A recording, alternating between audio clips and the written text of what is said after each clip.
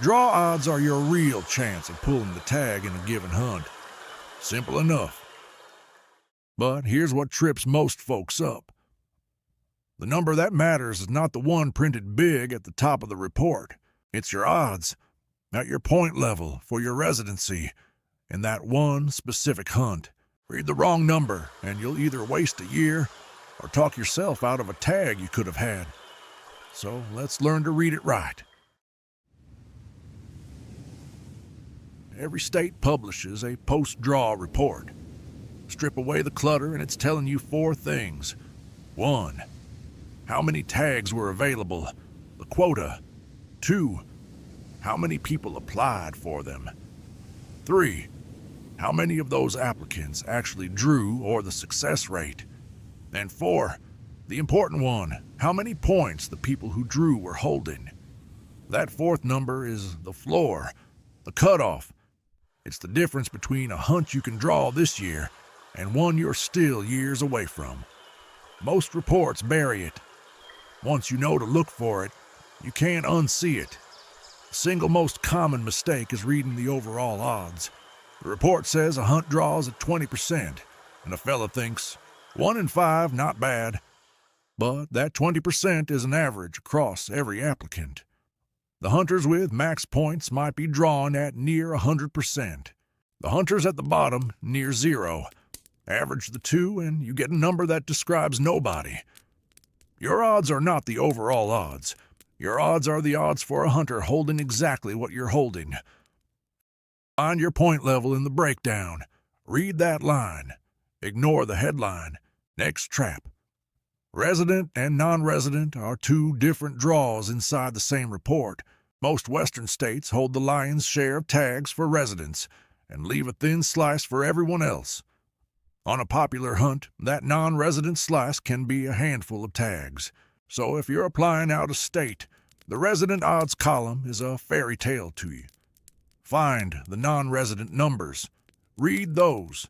A hunt that looks like a coin flip for a resident can be a long shot for a non-resident in the very same unit. Same hunt, same report. 2 completely different answers. Here's where folks really get tangled. Preference points and bonus points are 2 different animals. The numbers mean different things depending on the draw system or state you're applying in. You need to know point blank how each is defined for the system you're running. Tag Prospector blogs go deep on these for each of the states we cover. Give them a read if there's any confusion. In a preference point state, points are a line. Highest points draw first, straight down the list, so you're reading for the cutoff. Did the floor come down to your point level or didn't it? It's nearly yes or no. In a bonus point state, points are weighted chances in a draw. More points, more entries in the hat. But it's still a draw. A 0-point hunter and a 10-point hunter can both pull the same tag in a bonus point draw. One's just got better odds. So you're not reading for a hard cutoff. You're reading your weighted chance. Like anything, there's exceptions. Most states take some small percentage of the bonus point holders at the highest levels and run it top to bottom until that percentage of tags is allocated. The remainder of applicants that didn't draw have their points tossed into a hat. 1 entry for every point you have, randomly drawn. Treat a bonus point like a preference point, and you'll quit on a hunt you actually could have drawn. Know which game you're in before you read the board. One more. The report you're holding is last year's. Demand grows. More hunters apply. The cutoff drifts upward. That's point creep. A hunt that drew at 6 points last year might want 7 next year, or 8 the year after. So don't read a single year and call it a plan.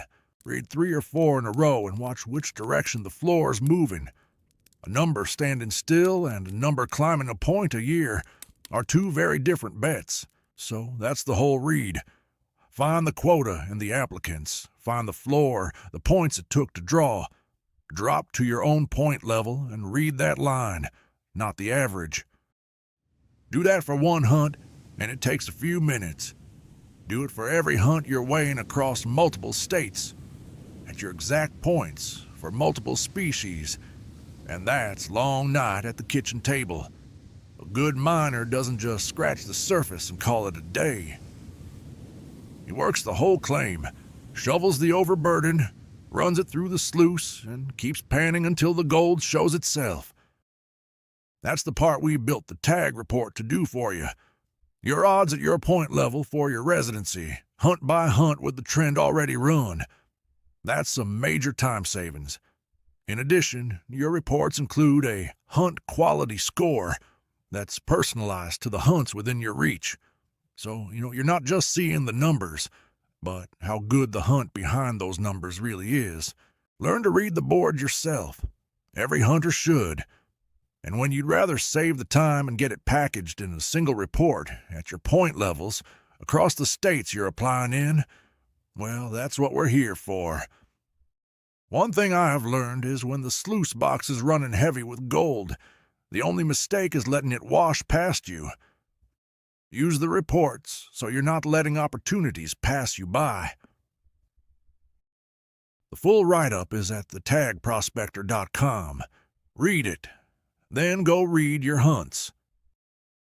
Numbers will tell you the skinny partner. You just have to know which ones to look at. Remember, at the end of the day, all of this is for naught, without the proper application strategy. I know a man who has been researching his first western elk hunt for 6 years. He has spreadsheets. He has maps. He has 2 different apps and a 3-ring binder. He has not applied once. I have started referring to him as the world's most informed non-hunter. He takes it as a compliment. Find your vein. thetagprospector.com.